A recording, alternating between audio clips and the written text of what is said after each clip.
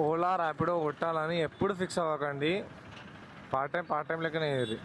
ఎందుకంటే నేను కొన్ని రోజులకే నాకు నడుము నొప్పి స్టార్ట్ అయిపోయింది బ్రో.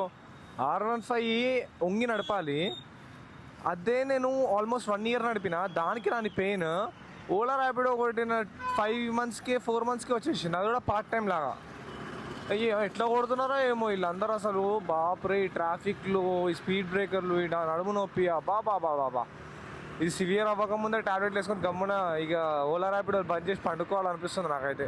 కానీ కంటెంట్ ఏమో మనకు ఓలా ర్యాపిడోనే దొరుకుతుంది, వేరే దాంట్లో దొరకదు.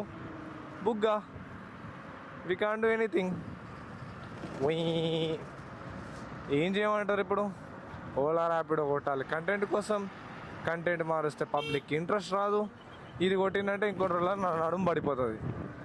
దేవుడా, ప్రపంచంలో లొల్లిలోనే నా చుట్టుపక్కలే ఉంటాయి బ్రో.